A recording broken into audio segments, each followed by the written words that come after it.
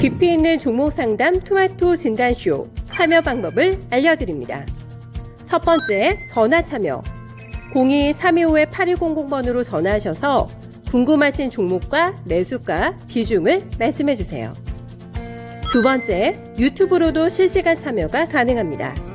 유튜브 검색창에 토마토 증권통을 입력하세요.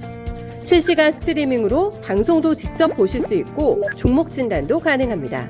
이때 좋아요와 구독은 필수겠죠? 세 번째, 증권통 참여.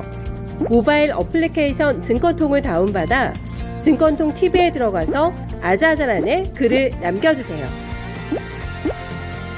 최고의 전문가들이 함께하는 토마토 진단쇼. 여러분의 많은 참여 바랍니다.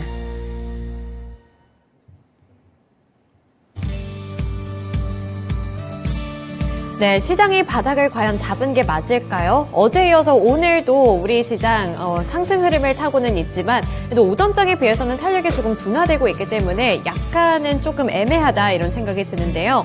우선 간밤 미국 증시는 상승을 했습니다. 대표적인 기업들의 실적 발표가 이어지면서 그 실적들이 깜짝 실적이 호재로 작용했는데요. 이에 따라 국내 증시도 오늘 상승 흐름을 잘 이어나가고는 있는데 우선은 12시를 기점으로 오후장에 다시 한번 상승 추세로 전환할 수 있을지 체크 포인트를 두시면서 주가 흐름 체크해 보셔야겠습니다. 네, 이렇게 대표적인 종목들의 실적 발표가 이어지고 있는 가운데 내일 오전에는 또 테슬라의 실적까지 발표가 되니까요. 관련되어 있는 종목들의 주가 흐름까지 면밀하게 살펴보시면 좋겠습니다. 네, 오늘도 두 분의 전문가님들과 함께 할 텐데요. 만약에 내 포트폴리오에 고민이 되는 종목들이 있다면 종목명, 매수 단가, 보유 비중, 고민과 함께 남겨주시고요. 또 하단에 있는 번호로 언제든 전화 문의도 가능하다는 점 기억해 주시길 바랍니다. 네, 오늘 진단쇼 시작에 앞서서 오늘도 찾아주신 많은 분들과 함께 인사 나누는 시간 가져볼 텐데요. 네, 오늘 오랜만에 살련님 여기 출석 체크를 해주셨네요. 네, 안녕하세요. 달마당님도 와주셨고요. 마그마님, 준호님, 황희성님, 서당계 1년차님과 앞산솔님도 출석 체크를 해주셨습니다. 네, 오늘도 이렇게 참석해주셔서 감사하고요. 여기에 고민되는 종목들 뿐만 아니라 또 남겨주고 싶은 댓글이 있다면 언제든 남겨주시길 바랄게요. 네, 그러면 오늘 첫 번째 전문가님부터 만나보겠습니다. 최병훈 전문가님이에요. 안녕하세요. 네, 안녕하십니까. 최병훈 전문가입니다. 네, 이번에 넷플릭스 실적이 예상보다 좀 많이 좋았어서 되게 놀라웠는데 여기서 이용자 수도 시장의 예상치를 2배 이상 넘어섰다고 하더라고요. 그래서 우리나라 관련주들, 콘텐츠 관련주들도 오늘 대체적으로 흐름이 좋은데 이제 좋아질 거를 예상하고 새롭게 진입을 해도 되는 게 맞는지 이 부분에 대해서는 어떻게 생각하시나요? 네, 이제 우리가 컨텐츠라면 게임즈도 있고 각종 이제 플랫폼 관련된 기업도 메타버스 여러 가지 많죠. 그러면 최근에 어저께 로블록스가 실적이 예상보다 계속 적자였습니다. 잘 나왔습니다. 그리고 향후에 어떤 가이던스도 괜찮고요. 그래서 저는 이제 메타버스 관련된 주식을 살고자 하면 세계 1등인 로블록스 사면 되고요. 전기차를 사고 싶으면 테슬라 사면 되고요. 전기차 배터리를 사고 싶으면 과거에는 삼성 SDI인데 현재 LG 에너지솔루션 이렇게 1등주들이 있거든요.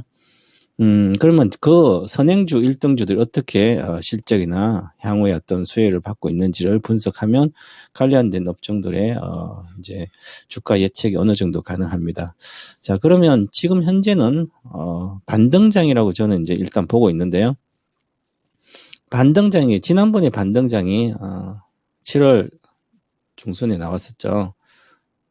그리고 3월 달 정도에는 조금 나왔다 중순 4월 초까지 횡보하다가 지수로는 별로 안 올라갔었죠. 그래서 7월 달 좀 기대가 컸었는데 또 다시 내렸습니다. 지금도 지금 아직은 그런데 반등을 할 걸로 보입니다. 그러면 7월 달은 그 악재가 피크아웃 물가에 대한 어떤 그런 거였는데 지금도 물론 논란이 있지만 물가에 대한 걱정보다는 경기 침체에 대한 걱정이죠. 다 이미 반영이 됐던 상태고요. 물론 이제 경기 침체니까 내년엔 침체가 확실히 오면 실적이 나쁜 기업들은 주가가 안 가겠죠. 잘 올라가다 내려가고 그런 건 있지만 그럼 이번에 반등장 조금 다른 모습을 그릴 걸로 보여요. 7월에 반등장과 8월 지금 현재 10월, 11월, 12월 연말에 4분기 반등장은 좀 더 빠르게 강하게 반등하지 않을까. 그럼 빠르게 강하게 반등할 때 그 어떤 에너지 공급원이 바로 뭐 이제 한 매수라든지 공매도를 한 매수한다는 쇼크버링이죠. 그런 거라든지 그다음에 실적 대비 막 과도하게 빠졌다는 여러 가지가 있겠죠. 그 아니면 가격이 정말 많이 빠졌든지 그런 주식의 상승 탄력이 좀 나올 걸로 보입니다. 그래서 반등장에는 일반적으로 제가 보기에는 낙폭 가대, 즉 가대하게 낙폭한 낙폭 가대 주식이 먼저 초기에 반등을 해주고요. 그 다음에 이제 테마주처럼 순환매를 합니다. 테마주 순환매. 왜냐면 돈이 적은 상태에서 다 몰려있는 상태, 적은 돈이라도 뭔가 벌어보겠다고 열심히 하는 개인 투자자, 개미들이 그죠. 이분들은 테마주 좋아하니까 등락을 해서 하겠죠. 그 다음에 추세적으로 지속적으로 가는 것은 실적주다. 그러면 실적주 중에 낙폭 가대주가 가장 좋겠죠. 가격 메리트로 사놔도 되고 향후에 실적이 좋은 게 좋은데 그런 게 잘 없죠. 오히려 실적주들은 생각보다 많이 안 빠졌으니까 그런 측면이 있습니다. 그러면 이제 우리나라 경우는 그런데 미국의 같은 경우에 이게 로블록스라는 주식인데 메타버스 1등주죠. 그러면 어저께 지난 17일 날 현지 시간으로는 19.8% 올랐어요. 그리고 어제 조금 더 올랐는데 실적 예상 나오니까 그럼 주식을 이렇게 보시면 141달러 갔었죠. 이게 최저가 21달러예요. 그러면 거의 85% 단순한 가격은 거의 85% 내외가 빠져버렸어요. 그래서 실적이 받쳐줄까 미래가 불확실하고 진짜 올지 말지 실적 계속 적자고 회사가 망할지도 모른다 이런 생각을 갖고 주식이 물려 있으면 계속 빠지는 거예요. 끝없이 빠집니다. 이때 당시는 뭐 메타버스 시대 확실히 온 거죠. 최고니까 없어서 못 살 정도였어요. 이때 당시는 2021년 11월 작년에는 거죠. 지금까지 1년 내도록 빠졌습니다. 올해 저가 찍고 그다음 행보 21달러에서 30달러 정도 40달러 왔었죠. 거의 100%는 그냥 올라오는 거예요. 부실주 중에 미래가 성장이라든지 새로운 시대의 개척자가 될 것 같으면 기본적으로 100%는 올라옵니다. 못 올라가도 반등장에서 그 다음에 행보를 해가지고 이젠 실적이 받쳐주면 추세가 나오는 거죠. 그래서 실적이 나오니까 추세가 나올 걸 보면 또 다시 나중되면 수년이 지나서 보면 이 시대가 온다면 로블록스가 하는 수의 메타버스 시대가 오면 141달 또 돌파할 겁니다. 그러면 43달 지금도 5배 4배, 5배 나오죠. 그죠? 그러면 지금 사람들 별로 안 사는 거예요. 빨리 팔아먹고. 아직 모르니까. 그죠? 그래서 여기서는 좋다 그러고 여기서는 또 나쁘다 그래요. 그래서 이런, 테마주나 아니면 새로운 시대를 좀 더 선구자적 기업, 컨센트주들은 그 컨텐츠 내용을 정확히 파악해야만 미래를 알 수가 있다. 그래서 보시고요. 우리 종목 중에서 대다수, 게임주들이죠. 컨텐츠주 대표적인 건 게임주면 비메이드도 작년에 이렇게 메타버스 갔을 때 23만 갔었죠. 이렇게 빠졌어요. 엄청 빠졌죠. 80% 빠졌어요. 고점 다 그래요. 그러면 이제 여기서 미래 성장이나 실적이 받쳐주면 다시 올라갑니다.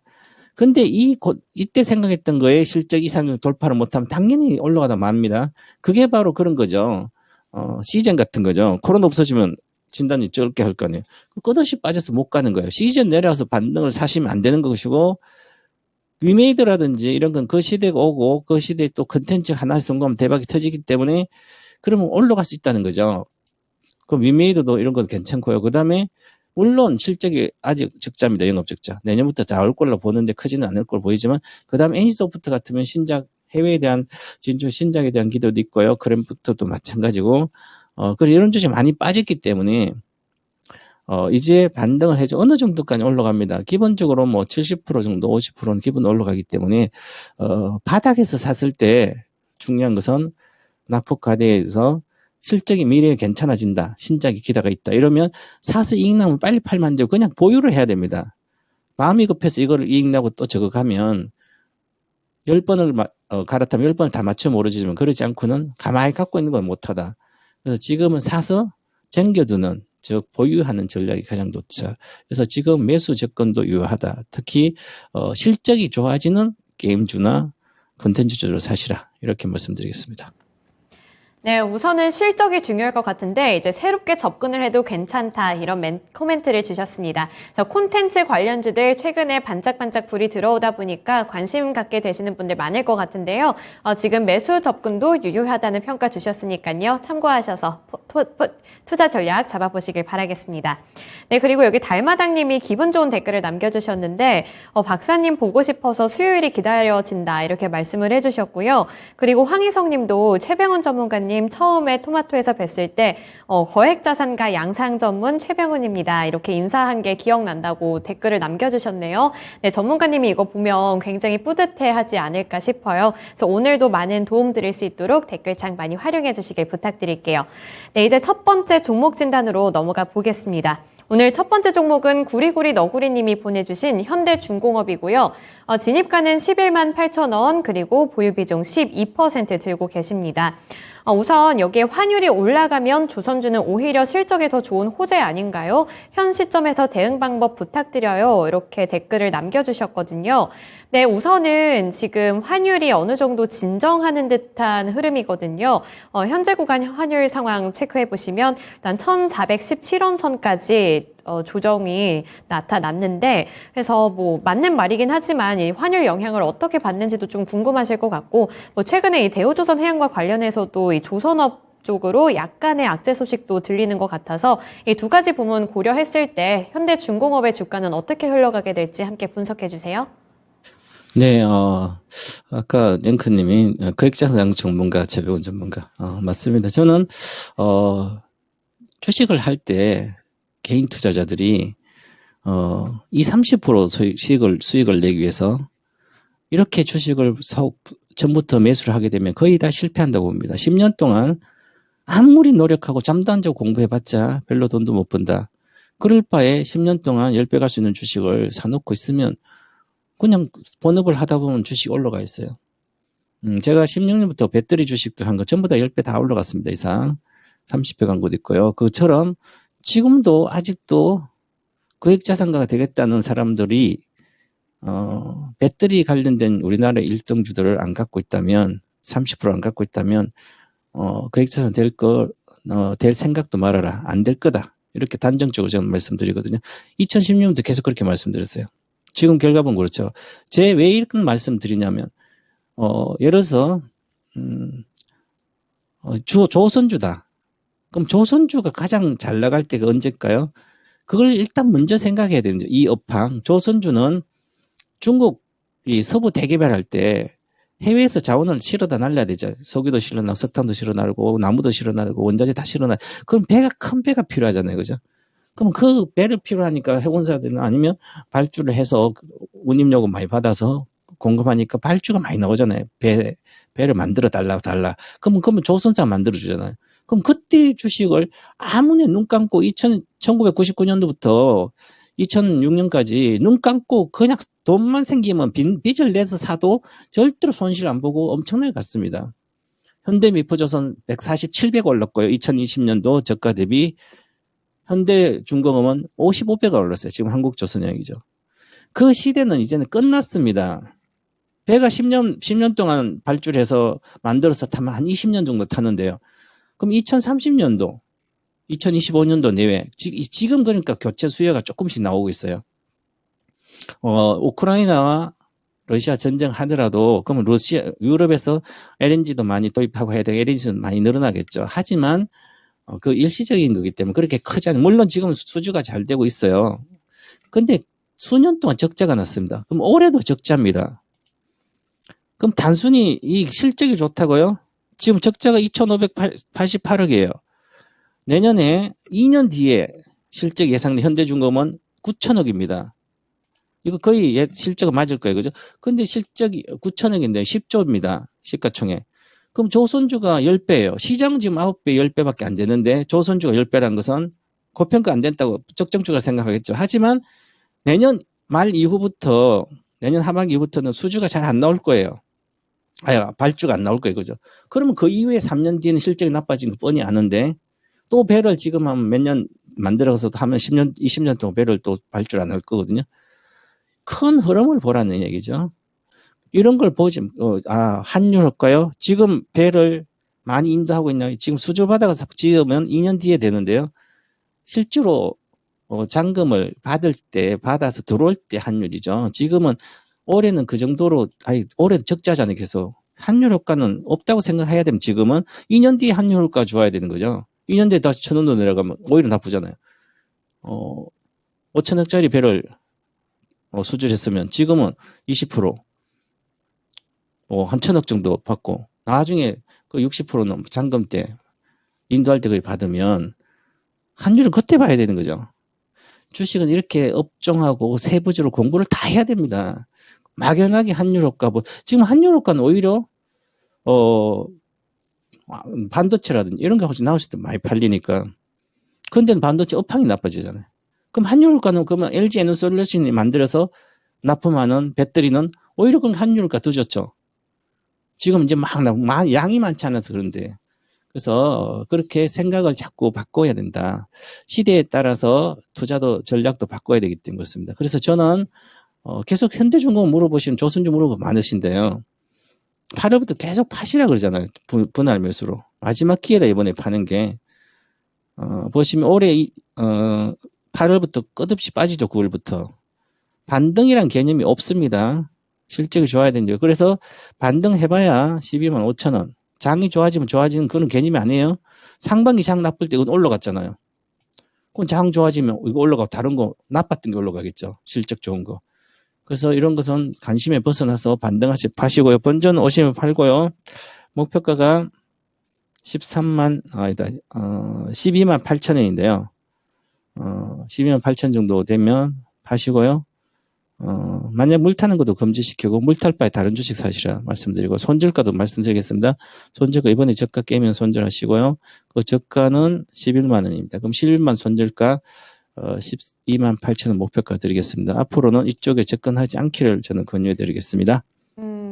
네, 조선주에 대해서 전반적으로 평가를 해주셨는데 이제 조선주는 반등 나타나지 않을 거다 이렇게 평가를 해주셨거든요. 그래서 현대중공업뿐만 아니라 조선 관련 종목들 들고 계신 분들도 참고하시면 좋을 것 같고요. 우선은 본전을 찾고 나오자 이렇게 말씀을 해주셨네요. 그래서 현대중공업 혹시라도 물타기 하실 생각이라면 물타기도 아니라고 하시니까요. 이 부분 잘 참고하셔서 원금 회복하신 다음에 다른 종목 찾아보시길 바라겠습니다.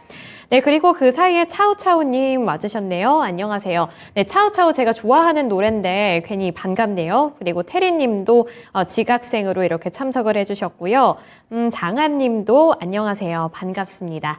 네, 이제 많은 분들 찾아와 주신 만큼 더 꼼꼼하게 진단해 드릴게요. 네, 이제 두 번째 종목 진단을 해드릴 텐데 장하님 님이 보내주신 포스코케미칼이네요. 16만 2천 원에 10% 보유 비중 들고 계시고요.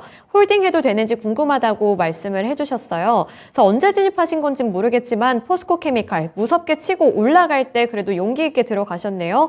최근에 포스코케미칼 시장에 관심 많이 받고 있고 또 평가도 좋은 것 같고요. 오늘 같은 경우에는 52주 신고가를 또 경신을 하고 있거든요. 그래서 이게 많이 오르고 있다 보니까 좀 더 욕심이 날 것 같기도 하고 또 한편으로는 약간 여기서 지금 빠져나와야 되는 거 아니야? 이런 좀 불안감도 있을 것 같아서 둘 중에 어떤 경로를 선택하는 게 맞을지 고민이 많이 되실 것 같거든요. 어떻게 보시나요? 네, 포스코 케미칼 하면 2차 전지 쪽에 과거 연극제 하다가 지금은 이제 내년부터는 양극재 비중이 한 80%까지 갈 거예요. 내년 말 기준으로. 그럼 양극재 해산 거죠.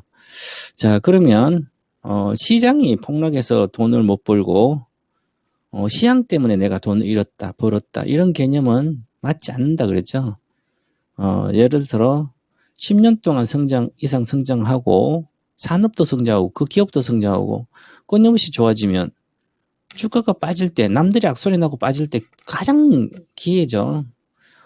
지금도 마찬가지지만 눈 감고 내 재산을 다 투입해도 현금 여유자금은 아무런 리스크 없는 단계입니다. 2차 전지 쪽에 실적 쪽으로. 자, 그러면 포스코케만 지금 19만 원이에요. 고평가 저평가? 지금은 고평가예요. 현재 올해 실적으로. 그런데 3년을 들고 있다 생각하면 3년 뒤엔 절대적인 저평가. 지금보다도 2~3배는 올라가야만 적정 주가가 나옵니다. 그럼 나 이렇게 투자 기간을 난 3년을 보고 들고 가. 그럼 3년 동안 사모으면 되잖아. 돈 생기면 할때. 그러면 리스크 없는 거죠. 주식 투자가 세상에서 제일 쉽게 돈 버는 방법이에요. 하지만 장깨로 부른 순간 세상 가장 어려운 겁니다. 왜 자본주의 꽃이니까 내가 꽃을 꺾을 수 없잖아요. 그죠? 그래서 제가 8월 말에 전기차의 모든 것, 전기차 때 모든 아카데미를 했었는데요. 많은 사람이 들으셨습니다. 공부를 해야만 내가 확신을 가질 수 있고 확신을 가진 단계에서 경험까지 쌓으면 신념이 되고요. 신념을 넘어서야만 오래 투자에 성공합니다. 그게 종교적 신념 정도인데 종교적인 신념 부모나 자식이나 형제도 누구도 말릴 수 없죠. 그 정도의 확신을 가질 수 있는 종목이라면 세상의 위기라든지 시대의 위기가 금융위기가 와도 나는 보유할 수 있잖아요. 자금을 한다는 전제로. 그게 바로 이런 주식들이죠. 자, 제가 여기서 아카데미를 시작해서 단 한 종목, 그 종목이 바로 포스코 케미컬이었습니다. 전기차 배터리 모든 오타 매년 5년 동안 하고 있는데요. 인생 역전하려면 전기차 배터리를 하라. 2010년도 그랬습니다. 단 나의 10억이라도 3억, 100억이라도 30억이 없으면 거액자산가 될 수 없다. 단 100만 원만 있어도 30만 넣어놓으라. 장롱석에 넣어놓고 꺼내보지도 말아라. 장롱석에서 이쁘다고 한 10배 왔다고 꺼내보고 자꾸 밤마다 몰래 꺼내보면 금덩어리, 장롱석에 금덩어리를 밤마다 밤 12시 돼서 아무도 없을 때 꺼내서 이렇게 이쁘다고 금덩어리라고 이렇게 호호 불고 닦고 있으면 저 문틈으로 누구 도둑놈 지나가다 보면 뺏겨요. 그죠? 장기 투자는 그런 겁니다. 나가 사놓은 것도 잊을 정도로 그런 주식이 이런 주식들이죠. 눈 감고 사도 되고 내려가면 더 사도 되고요. 내가 산 가격이 한 30% 빠지면 더 사면 되죠. 여기 자금은. 왜냐하면 제가 이렇게 말씀을 아카데미에서 수강생한테 그렇게 말씀드렸어요.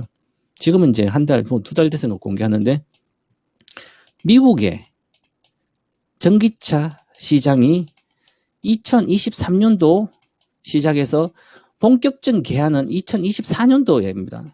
2025년도는 대중화가 본격화됩니다.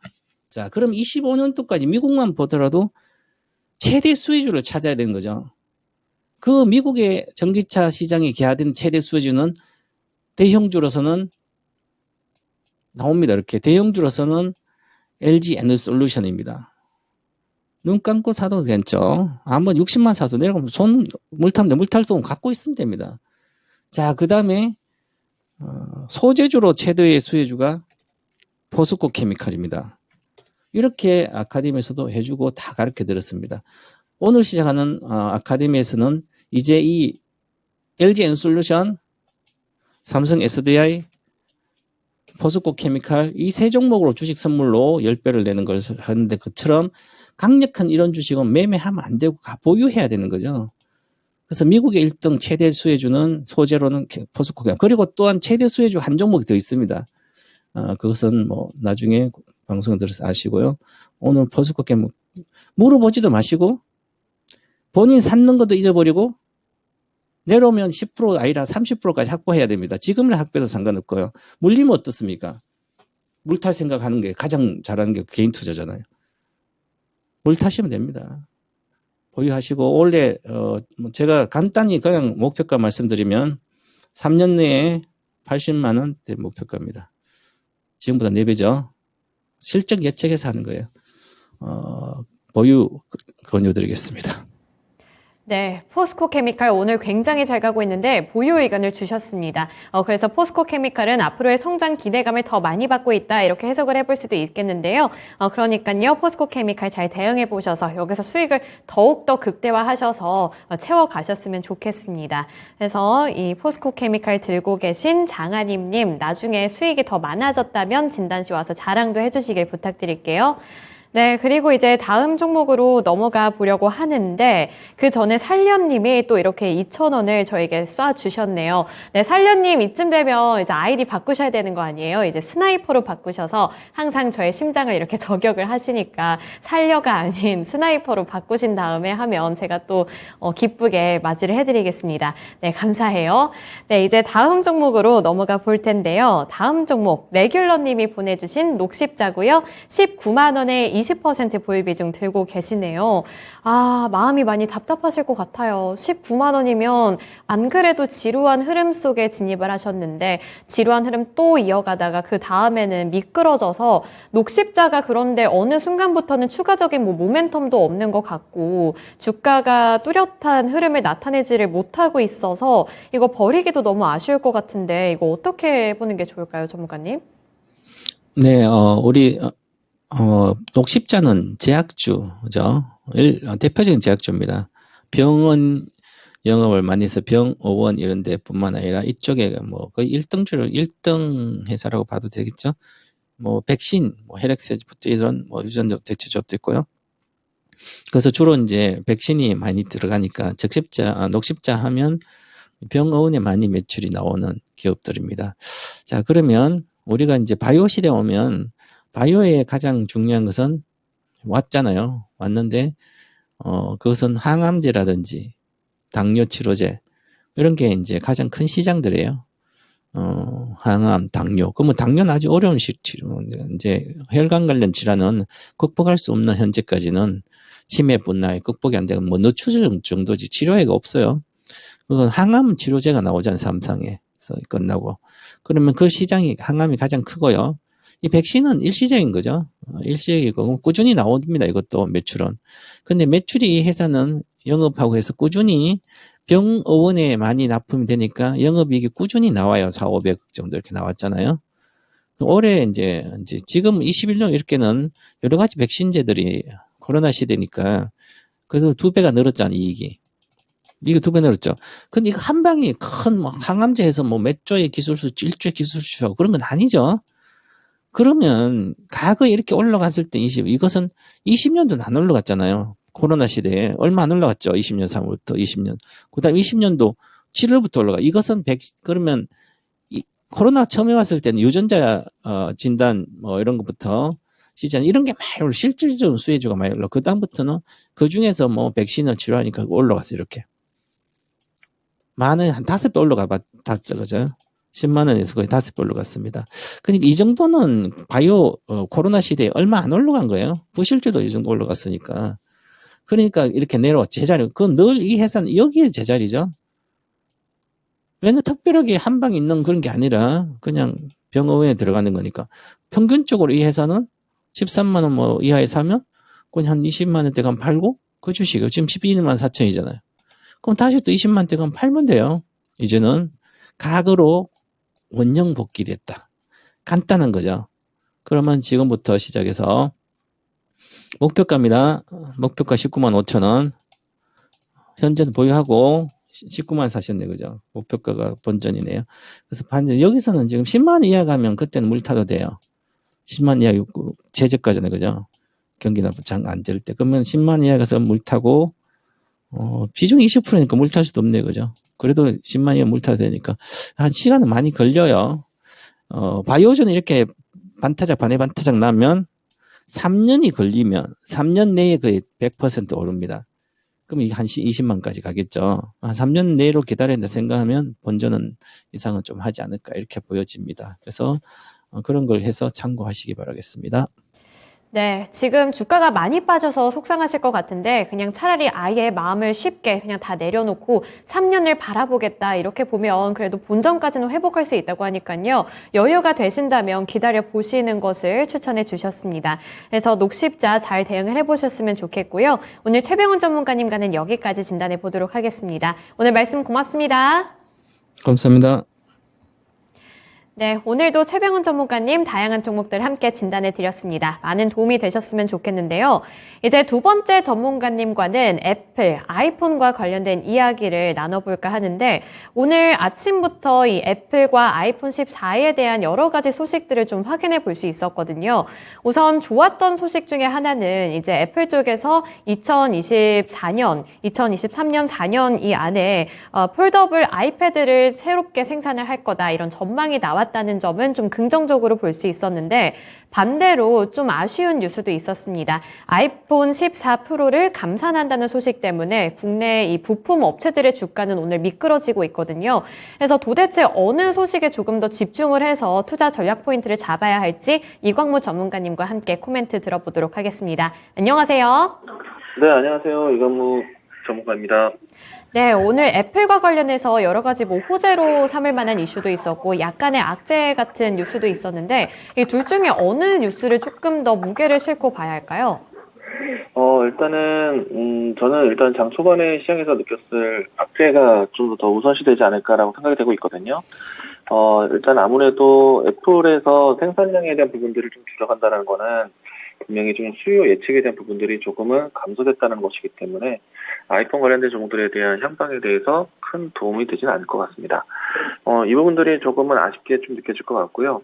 그리고 오늘이 아니라 일전에 이 중국에서의 아이폰 관련된 제품 부품에 대한 조달에 대해서 축소한다는 얘기도 있었습니다. 그렇기 때문에 지금 전반적인 경기 침체에 대한 내용들 더해져서 아이폰 시리즈에 대한 이 수요 예측도 조금씩 감소되는 것은 아닌가라는 것이 좀 악재다라고 생각합니다. 네, 호재와 악재 이 두 가지가 있는데 악재에 조금 더 무게를 실어주셨네요. 네, 일단은 만약에 이제 좀 긍정적인 부분들로 해서 해석을 한다라면은 일단 애플의 전체적인 실적 추이에 대한 전망은 그래도 큰 타격은 없을 것이다라고 저는 전망을 하고 있습니다.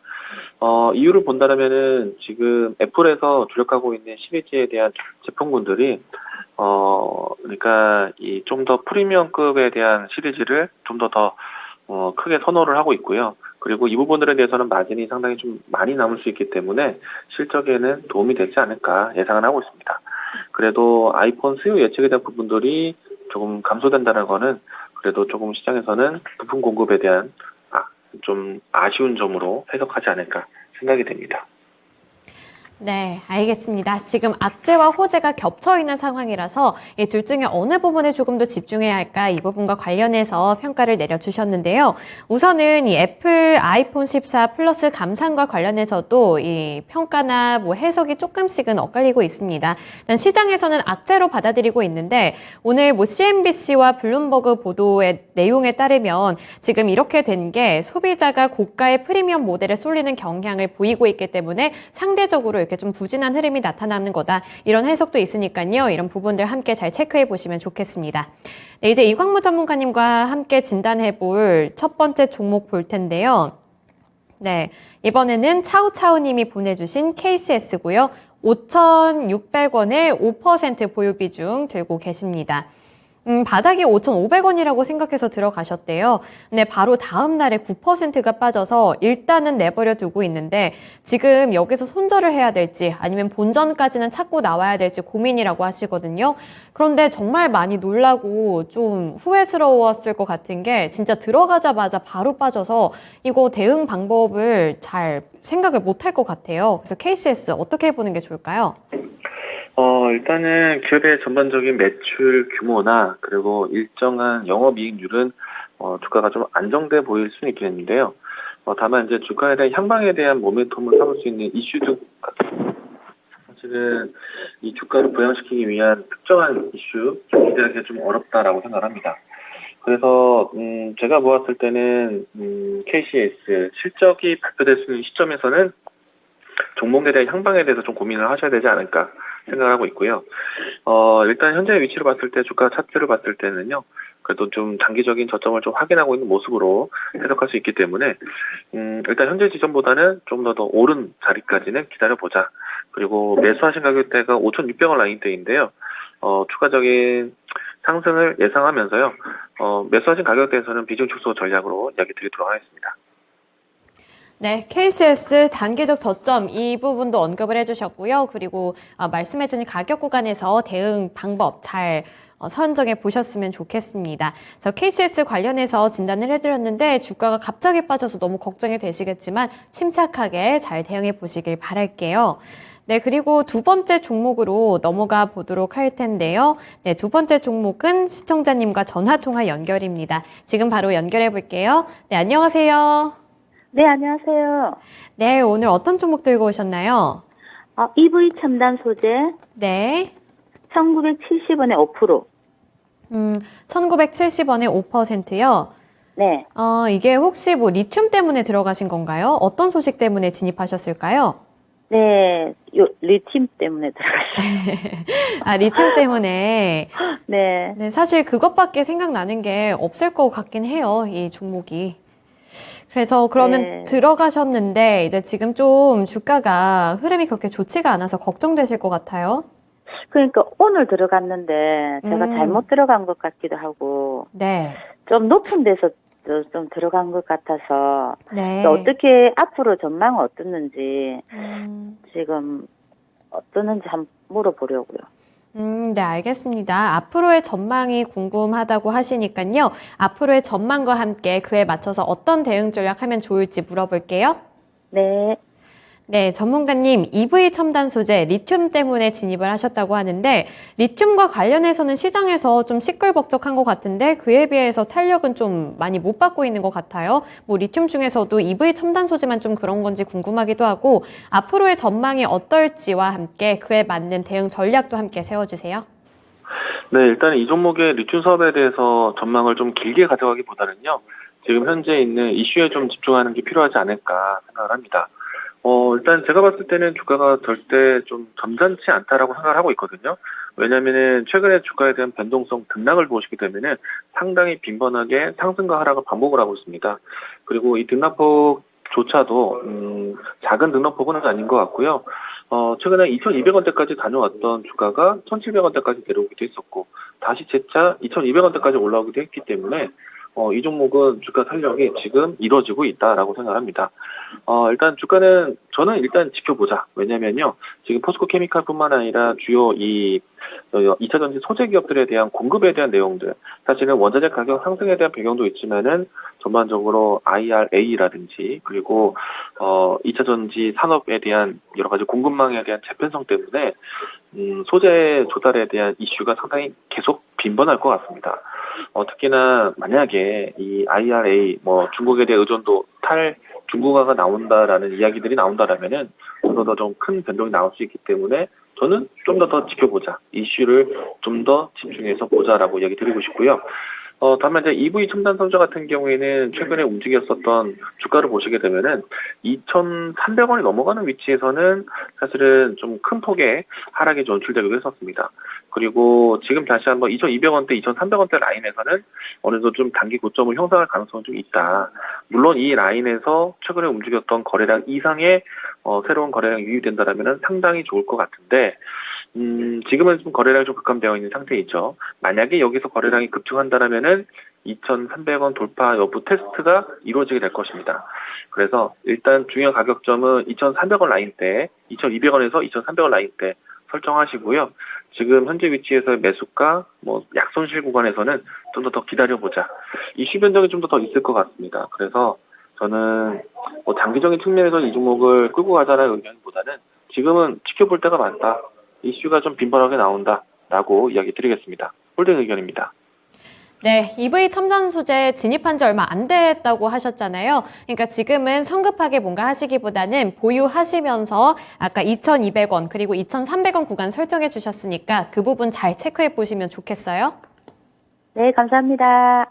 네, 이렇게 EV 첨단 소재 관련해서 종목 진단해 드렸습니다.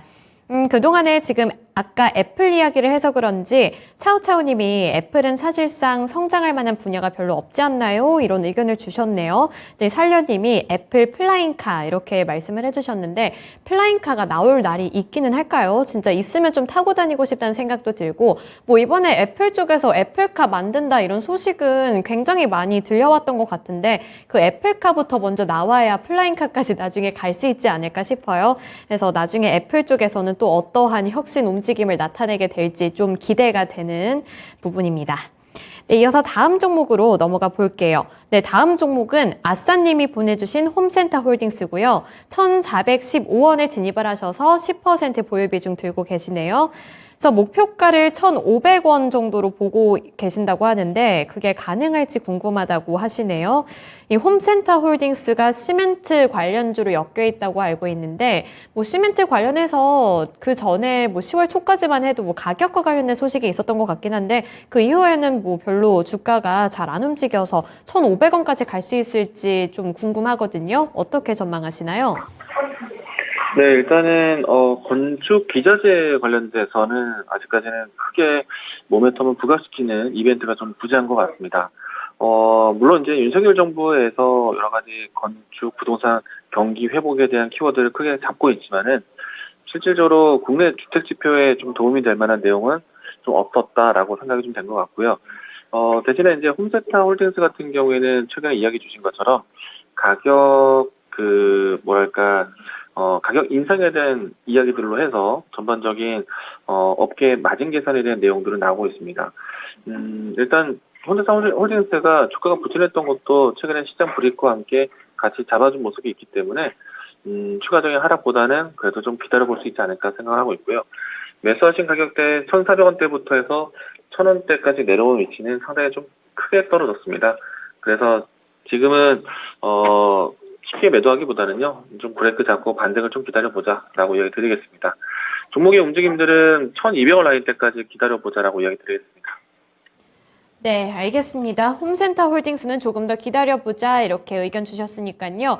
보유해 보시면서 투자 포인트 그리고 타이밍을 잘 잡아보시는 게 중요할 것 같네요. 그래서 홈센터 홀딩스 관련해서는 진단을 해드렸는데 이렇게 건축과 관련되어 있는 종목들이 좀 제약바이오와 비슷하게 대응하기가 참 어렵다는 생각이 들어요.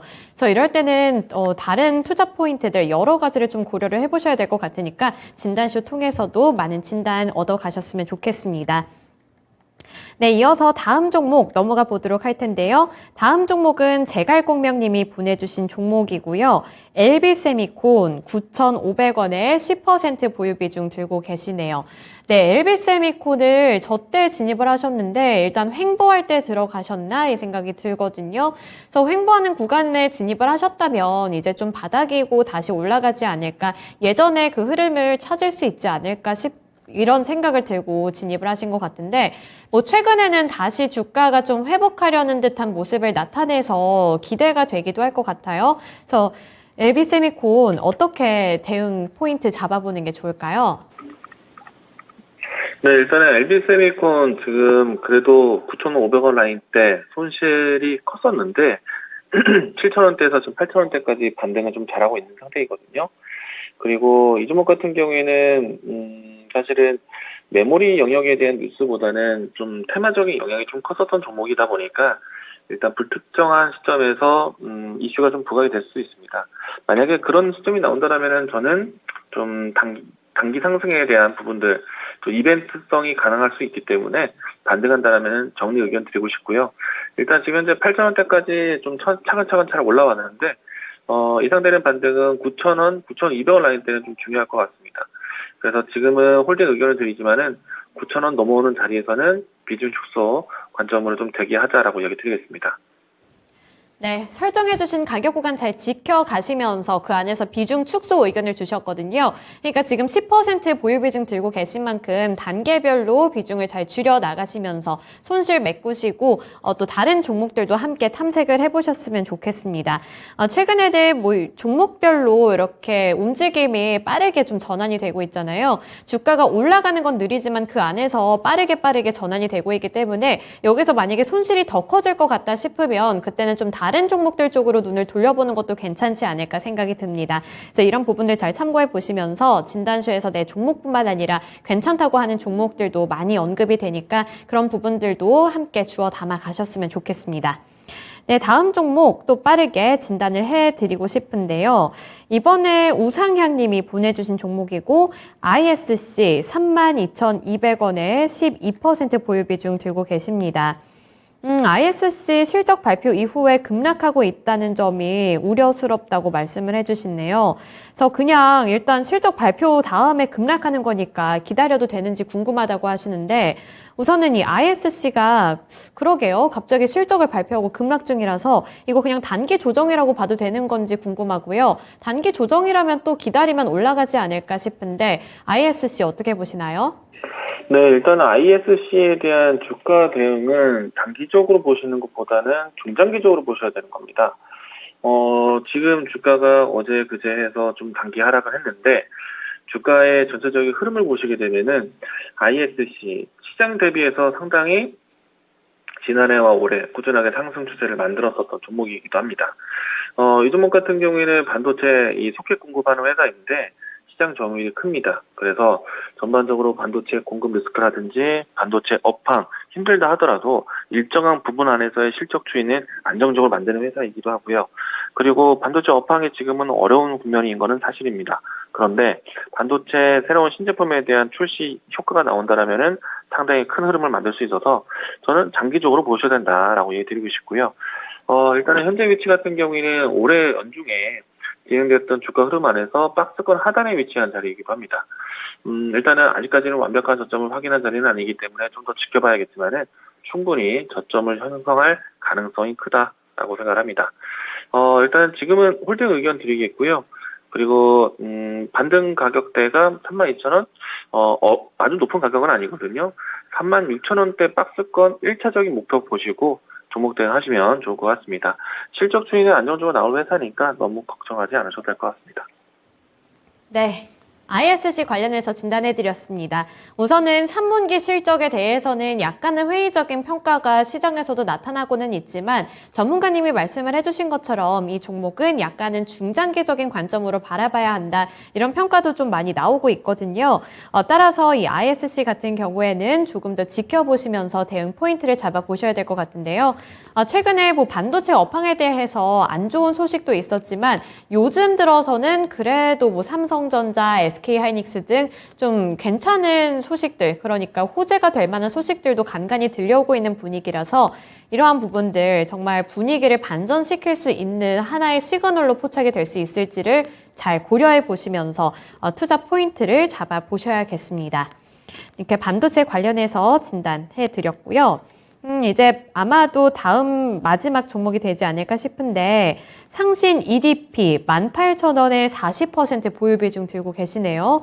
그래서 언제 매도를 해야 될지 전문가님의 도움을 꼭 받고 싶다고 말씀을 해주셨는데 이게 상신 EDP 40%면 꽤 많이 담으셨는데 아마도 물타기를 하신 거 아닐까 싶어요. 보유 비중이 저렇게 높은 걸 보니까 조금 더 고점에 진입을 하셔서 물타기를 해서 단가를 낮추신 것 같은데 그럼에도 불구하고 주가가 또 하락을 해버렸습니다. 그래서 상신 EDP는 뭐 2차 전지 관련해서 원통형 배터리 이렇게 좀 분류가 되고 있기도 하고 또 보니까 삼성전자 쪽과도 이렇게 배터리 관련해서 호재 소식을 같이 쉐어하고 있는 것 같은데 그에 비해서 또 주가 흐름은 저렇네요. 그래서 상신 EDP 어떻게 해볼까요?